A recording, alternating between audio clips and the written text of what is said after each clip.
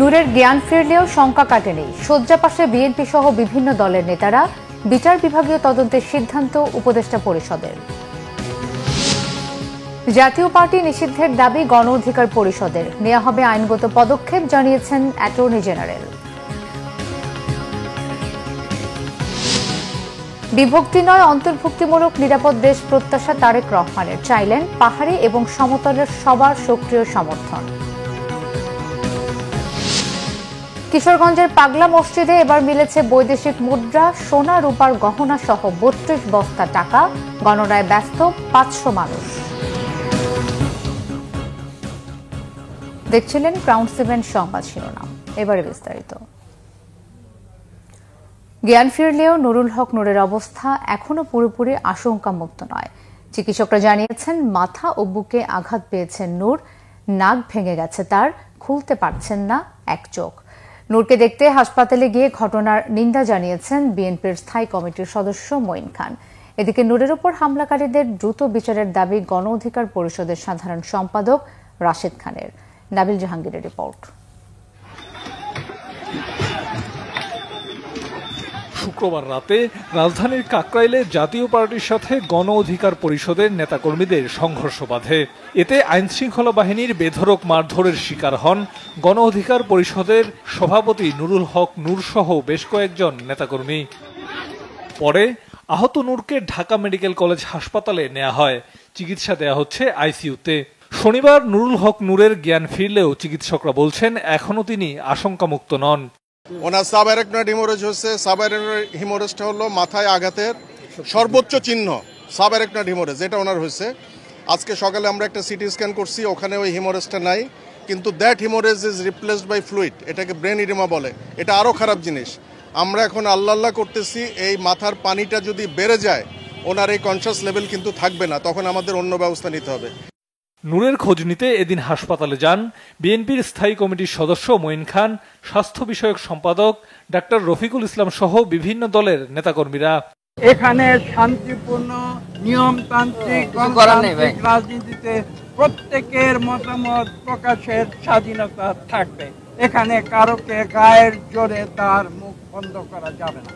সে যেভাবে মারাত্মকভাবে আহত হয়েছে সেটি হয়তো আরো খারাপ দিকেও টার্ন নিতে পারত, কিন্তু তার এই আহত হওয়াটা এবং এজ এ জুলাই যোদ্ধা হিসেবে আমি অত্যন্ত দুঃখ ভারাক্রান্ত হৃদয়ে বলতে চাই যে এই ধরনের ঘটনা যে বা যারা ঘটিয়েছেন তাদেরকে অবশ্যই বিচারের আওতাধীন আসা উচিত। তারা তাদের অফিসের সামনে একটা প্রেস ব্রিফিং এর অপেক্ষা করছিল। সেইখানে এসে কিভাবে পুলিশ এবং যৌথ বাহিনী এভাবে ধরনের হামলা করলো এবং সেই হামলার উদ্দেশ্য কি কিংবা কারা এই হামলার পেছনে দায়ী সেটা অবিলম্বে তদন্ত করা দরকার। হামলাকারীদের পরিচয় আড়াল করা হচ্ছে বলে দাবি করেন গণ অধিকার পরিষদের সাধারণ সম্পাদক রাশেদ খান। হামলার জন্য সরাসরি সেনাবাহিনীকে দায়ী করেন তিনি। সেনাপ্রধানের উদ্দেশ্যে বলতে চাই, যদি আপনি এই ঘটনার দায় না নিতে চান তাহলে আপনাকে অবশ্যই তদন্ত সাপেক্ষে সেনাবাহিনীর যারা নুরুল হক নূরকে রক্তাক্ত করেছে, যারা আমাদের নেতাকর্মীদেরকে রক্তাক্ত করেছে, তাদের বিরুদ্ধে উপযুক্ত ব্যবস্থা গ্রহণ করতে হবে। নূরের ওপর হামলা গভীর ষড়যন্ত্র বলে মনে করেন গণ অধিকার পরিষদের এই নেতা। নাবিল জাহাঙ্গীর, বাংলা ভিশন, ঢাকা। এদিকে গণ অধিকার পরিষদের সভাপতি নুরুল হক নূরের উপর হামলার তীব্র নিন্দা জানিয়েছেন বিএনপির ভারপ্রাপ্ত চেয়ারম্যান তারেক রহমান। শনিবার ভোরে সামাজিক যোগাযোগ মাধ্যমে দেয়া এক পোস্টে তিনি এই নিন্দা জানান। তারেক রহমান লিখেন, অত্যন্ত সংবেদনশীল গণতান্ত্রিক রূপান্তরের সময় অতিক্রম করছে বাংলাদেশ, যার প্রথম ধাপ হচ্ছে একটি জাতীয় নির্বাচন। অস্থিতিশীল পরিস্থিতির বিস্তার ঠেকাতে সম্মিলিতভাবে চেষ্টা অব্যাহত রাখার কথা বলেন তারেক রহমান। গণতন্ত্রের পথে অগ্রযাত্রা চলমান রাখতে সবাইকে ঐক্যবদ্ধ থাকার আহ্বানও জানান তিনি। একই সাথে গণতন্ত্রপন্থী সব অংশীজনদের সংযম ও সহনশীলতা প্রদর্শনের কথা বলেন তারেক রহমান। সন্ত্রাস, জনরোষ এবং অস্থিরতার বেড়াজাল থেকে দেশকে মুক্ত করার কথা জানান বিএনপির ভারপ্রাপ্ত চেয়ারম্যান। গণ অধিকার পরিষদের সভাপতি ডাকসুর সাবেক ভিপি নুরুল হক নূরের উপর হামলার ঘটনায় বিচার বিভাগীয় তদন্তের কথা জানিয়েছেন প্রধান উপদেষ্টা ডক্টর মোহাম্মদ ইউনূস। উদ্ভূত পরিস্থিতিতে প্রধান রাজনৈতিক দলগুলোর সাথে কাল আলোচনায় বসবেন প্রধান উপদেষ্টা। হামলায় জাতীয় পার্টির সম্পৃক্ততার বিষয়টিও খতিয়ে দেখবে তদন্ত কমিটি। তবে জাতীয় পার্টিকে নিষিদ্ধের দাবির বিষয়ে কোনো সিদ্ধান্ত হয়নি। যমুনায় প্রধান উপদেষ্টার সভাপতিত্বে অনুষ্ঠিত বৈঠকে এসব সিদ্ধান্ত হয় বলে ব্রিফিংয়ে জানান প্রধান উপদেষ্টার প্রেস সচিব। রকুনুজ্জামান রিপোর্টে বিস্তারিত। গণ অধিকার পরিষদের শীর্ষ নেতা নুরুল হক নুরুর উপর রাষ্ট্রীয় বাহিনীর এমন হামলার ঘটনা নিয়ে শনিবার রাষ্ট্রীয় অতিথি ভবন যমুনায় প্রধান উপদেষ্টার সভাপতিত্বে একটি জরুরি বৈঠক অনুষ্ঠিত হয়। বৈঠক শেষে প্রধান উপদেষ্টার বাসভবন যমুনার সামনে ব্রিফিং করেন প্রধান উপদেষ্টার প্রেস সচিব শফিকুল আলম। জানান, ঘটনার বিচার বিভাগীয় তদন্তের সিদ্ধান্ত নিয়েছে সরকার।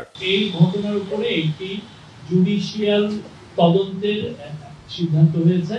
এই তদন্ত ইম্পার্শিয়াল জুডিশিয়াল তদন্তটা করবেন হচ্ছে একজন হাইকোর্টের জাস্টিসের নেতৃত্বে এই তদন্ত হবে। কালকের ঘটনায় জাতীয় পার্টির কোনো রোল ছিল কিনা সেটা এই তদন্ত কমিটি খতিয়ে দেখবে। এছাড়া উদ্ভূত পরিস্থিতিতে গুরুত্বপূর্ণ রাজনৈতিক দলগুলোর সাথে রবিবার আলোচনায় বসবেন প্রধান উপদেষ্টা। আগামীকাল কিছু পার্টির সাথে, রাজনৈতিক দলের সাথে আমাদের চিফ অ্যাডভাইজার বসবেন। 3টার সময় বিএনপির সাথে বর্তমান পরিস্থিতি এবং ইলেকশন নিয়ে আলাপ আলোচনা হবে। আগামীকাল 3টার সময় বিএনপির সাথে মিটিং আছে, 4:30টায় জামাত এবং সন্ধ্যা 6টায় এনসিপি। এটা স্ট্রংলি আমরা বলছি, ইলেকশন ফেব্রুয়ারির প্রথমার্ধে হবে। এই কোনো শক্তি নেই এটা করতে হবে। এর আগে নুরুল হক নুরুর সাথে মোবাইলে কথাও বলেন প্রধান উপদেষ্টা প্রফেসর মোহাম্মদ ইউনুস। রকুনুজ্জামান, বাংলা ভিশন, ঢাকা। জাতীয় পার্টি নিষিদ্ধের যে দাবি উঠেছে তা যাচাই বাছাই করে আইনগত পদক্ষেপ নেওয়া হবে বলে মন্তব্য করেছেন অ্যাটর্নি জেনারেল মোহাম্মদ আসাদুজ্জামান। দুপুরে ঝিনাইদহে জাতীয় বিশ্ববিদ্যালয়ের আঞ্চলিক কার্যালয় উদ্বোধন শেষে তিনি কথা বলেন। অ্যাটর্নি জেনারেল বলেন, জাতীয় পার্টি 1982 সাল থেকে 90 সাল পর্যন্ত মানুষের রক্তের সাথে বেইমানি করেছে। এছাড়া জুলাই বিপ্লবে আওয়ামী লীগকে সহযোগিতা করে তারা পুরনো ইতিহাস উন্মোচন করেছে। গণ অধিকার পরিষদের সভাপতি নুরুল হক নুরের উপর হামলার সুগভীর ষড়যন্ত্র ও চক্রান্তের একটি অংশ বলেও মনে করেন অ্যাটর্নি জেনারেল। 82 সাল থেকে 90 সাল পর্যন্ত বাংলাদেশের মানুষের রক্তের সাথে বেইমানি করেছেন, রক্ত নিয়ে খেলেছেন। জাতীয় পার্টি জুলাই বিপ্লবে আওয়ামী লীগের সহযোগিতা করে তাদের পুরনো সেই ইতিহাস উন্মোচন করেছেন। আইনি কি পদক্ষেপ নেওয়া সম্ভব সব দিক যাচাই বাছাই করছেন। নূরের উপর হামলা বিচ্ছিন্ন কোনো ঘটনা নয়, এটা সুগভীর চক্রান্ত এবং ষড়যন্ত্রের একটি অংশ। বিএনপির ভারপ্রাপ্ত চেয়ারম্যান তারেক রহমান বলেছেন, অন্তর্ভুক্তিমূলক নিরাপদ বাংলাদেশ গড়তে বিএনপি বদ্ধপরিকর। সবার জন্য নিরাপদ বাংলাদেশ প্রতিষ্ঠার জন্য আসন্ন সংসদ নির্বাচনে পাহাড়ি এবং সমতলে বাস করা প্রতিটি ক্ষুদ্র জাতিগোষ্ঠীর সক্রিয় সমর্থন এবং সহযোগিতা কামনা করেছেন তারেক রহমান। বিএনপি বিশ্বাস করে বাংলাদেশ শুধু বাঙালির নয়, ভিন্ন ভাষাভাষী ক্ষুদ্র জনগোষ্ঠী বৈধভাবে বাংলাদেশে বসবাসকারী এই বাংলাদেশ সবার। বহু জাতি, বহু ভাষিক এই বাংলাদেশে আপনারা প্রত্যেকটি ক্ষুদ্র জনগোষ্ঠী এক একটি রং, যাকে আমরা বলেছি রেইনবো নেশন। বৈচিত্র্যের মধ্যেই ঐক্য প্রতিষ্ঠা রাখাই আমাদের মূল লক্ষ্য বা আমাদের লক্ষ্য, এবং সেই লক্ষ্যেই বাঙালি, অবাঙালি তথা সকল জাতিগোষ্ঠী নিয়ে বাংলাদেশি নাগরিকগণ মিলেমিশে একটি অন্তর্ভুক্তিমূলক রাষ্ট্র ও সমাজ, একটি অন্তর্ভুক্তিমূলক নিরাপদ বাংলাদেশ গড়তে আমরা বদ্ধপরিকর।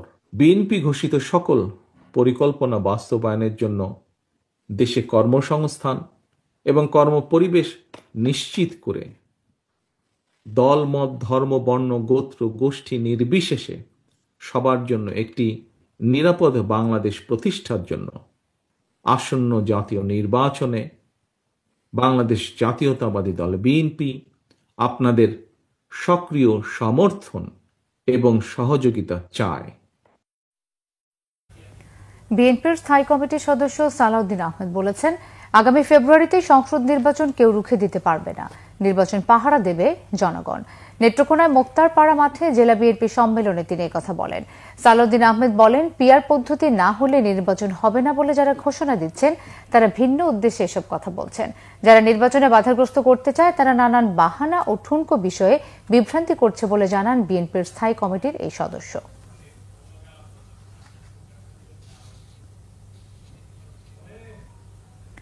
চার মাস 18 দিন পর আবারও খোলা হয়েছে কিশোরগঞ্জের ঐতিহাসিক পাগলা মসজিদের দানবাক্স। বৈদেশিক মুদ্রা আর সোনারূপার অলংকার সহ এবার মিলেছে 32 বস্তা টাকা। মুসলিম অমুসলিম নির্বিশেষে অসংখ্য মানুষ তাদের আশা পূরণে দান করে থাকেন এসব টাকা। কিশোরগঞ্জ প্রতিনিধি নাসিম খানের তথ্য, মোহাম্মদ মনির হোসেনের ছবিতে ডেস্ক রিপোর্ট। এভাবেই মেঝেতে একে একে বস্তার টাকা ঢালা হচ্ছে কিশোরগঞ্জের নরসুন্দা নদীর তীরে অবস্থিত ঐতিহাসিক পাগলা মসজিদের 13টি দান বাক্সের টাকা। 4 মাস 18 দিন পর শনিবার সকালে জেলা প্রশাসক, পুলিশ সুপার, নির্বাহী ম্যাজিস্ট্রেট, ব্যাংক কর্মকর্তা এবং আইন শৃঙ্খলা বাহিনীর সদস্যদের উপস্থিতিতে খোলা হয় দান বাক্সগুলো। টাকা গণনায় কাজ করছেন মাদ্রাসার ছাত্র, শিক্ষক, কর্মচারী, ব্যাংকের কর্মকর্তা সহ অন্তত 500 জন। শুধু নগদ নয়, দেশ বিদেশ থেকেও অনলাইনে দান করে থাকেন অনেকেই। এছাড়াও প্রতিদিন গবাদি পশু, হাঁস, মুরগি, ফলমূল সহ ধর্মীয় বইও দান করা হয় মসজিদটিতে।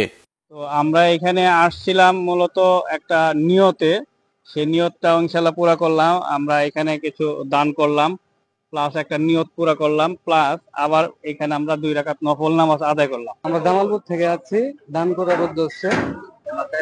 আমরা সবাই দান করে এখন যাব।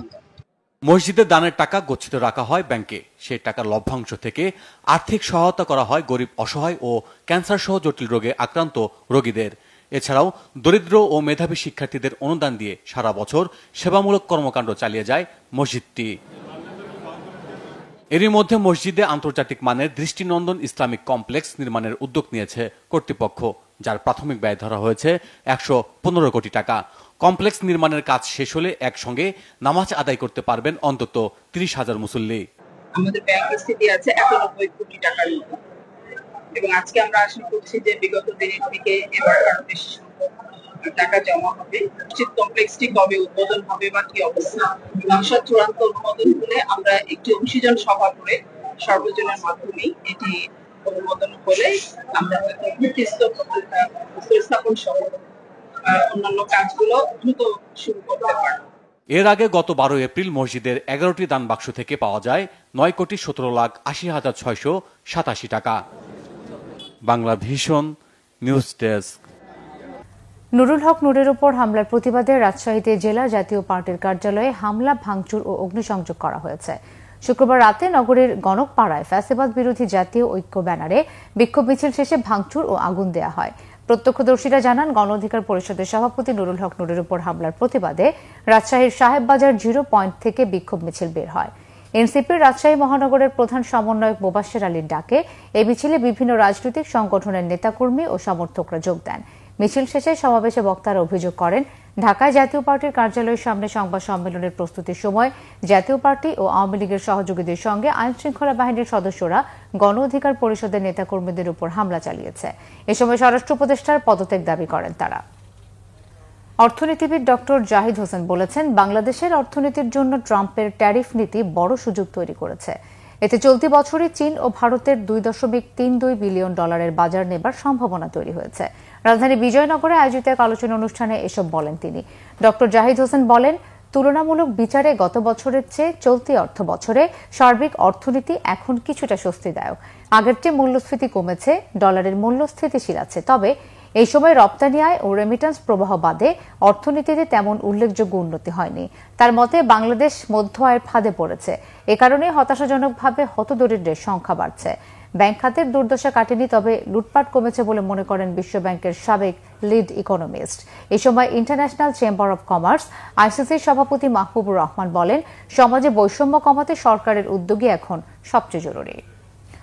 দেশের বিভিন্ন জায়গার আরো কিছু খবর নিয়ে একটি ডেস্ক রিপোর্ট। দীর্ঘ 17 বছর পর মেহেরপুর জেলা বিএনপির সম্মেলন হয়েছে। মেহেরপুর সরকারি কলেজ মাঠে জাতীয় ও দলীয় পতাকা উত্তোলনের পর আনুষ্ঠানিকভাবে এই সম্মেলনের উদ্বোধন করেন বিএনপি চেয়ারপারসনের উপদেষ্টা কাউন্সিলের সদস্য ও খুলনা বিভাগীয় সম্মেলন কমিটির আহ্বায়ক আমানুল্লাহ আমান। প্রধান অতিথি ছিলেন সাবেক মন্ত্রী তরিকুল ইসলামের স্ত্রী বিএনপির ভাইস চেয়ারম্যান অধ্যাপক নার্গিস বেগম। বিএনপি ক্ষমতায় এলে নারীদের অগ্রাধিকার দেওয়া হবে বলে জানিয়েছেন বিএনপির কেন্দ্রীয় নির্বাহী কমিটির স্বেচ্ছাসেবক বিষয়ক সম্পাদক মীর শরফত আলী সপু। সকালে শ্রীনগর উপজেলার ছনবাড়ি বাস স্ট্যান্ডে মুন্সিগঞ্জ জেলা জাতীয়তাবাদী মহিলা দল আয়োজিত দলের 31 দফা বিষয়ক কর্মশালায় প্রধান অতিথির বক্তব্যে তিনি এই মন্তব্য করেন। সপু বলেন, শিক্ষা ও স্বাস্থ্য খাতের উন্নয়নকে বিএনপি বিশেষ গুরুত্ব দেয়। নোয়াখালী সদর উপজেলার নোয়াখালী ইউনিয়নের প্রথমবারের মতো বর্ণাঢ্য আয়োজনে স্বেচ্ছাসেবক দলের কর্মী সম্মেলন হয়েছে। উপজেলার আনসার কোম্পানি বাজারে ইউনিয়ন স্বেচ্ছাসেবক দল আয়োজিত কর্মী সম্মেলনে বক্তব্য রাখেন সদর উপজেলার স্বেচ্ছাসেবক দলের আহ্বায়ক ওমর ফারুক কভি ও সদস্য সচিব আবুল কালাম আজাদ।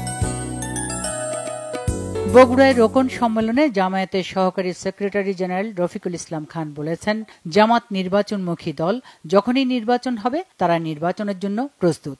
নির্বাচনে সবার জন্য লেভেল প্লেইং ফিল্ড নিশ্চিত করার দাবি জানান তিনি। শহরের শহীদ মুক্তিযোদ্ধা টিটু মিলনায়তনে এই রোকন সম্মেলনে জেলার 12টি উপজেলার 1,500-এর বেশি নারী ও পুরুষ রোকন অংশ নেন। মেধা উন্নয়ন বৃত্তি পরীক্ষায় 175 জন শিক্ষার্থীকে বৃত্তি দিল ফেনী এশিয়ান কলেজ।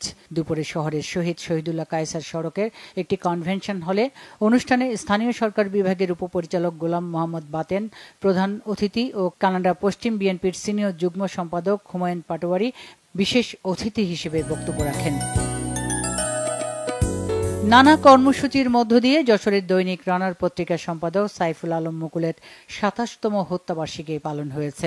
সকাল 11:30টায় শহরের বেসপাড়া পিয়ারি মোহন রোডের স্মৃতিস্তম্ভে শ্রদ্ধাঞ্জলি অর্পণ করেন প্রেস ক্লাব যশোর, যশোর সাংবাদিক ইউনিয়ন, ফটো জার্নালিস্ট অ্যাসোসিয়েশন সহ বিভিন্ন সামাজিক ও সাংস্কৃতিক সংগঠন। Bangla vision news desk. সংবাদ শেষ করব ক্রাউন সিমেন্ট শিরোনামগুলো আরো একবার জানিয়ে। নূরের জ্ঞান ফিরলেও শঙ্কা কাটেনি, শয্যা পাশে বিএনপি সহ বিভিন্ন দলের নেতারা, বিচার বিভাগীয় তদন্তের সিদ্ধান্ত উপদেষ্টা পরিষদের। জাতীয় পার্টি নিষিদ্ধের দাবি গণ অধিকার পরিষদের, নেওয়া হবে আইনগত পদক্ষেপ জানিয়েছেন অ্যাটর্নি জেনারেল।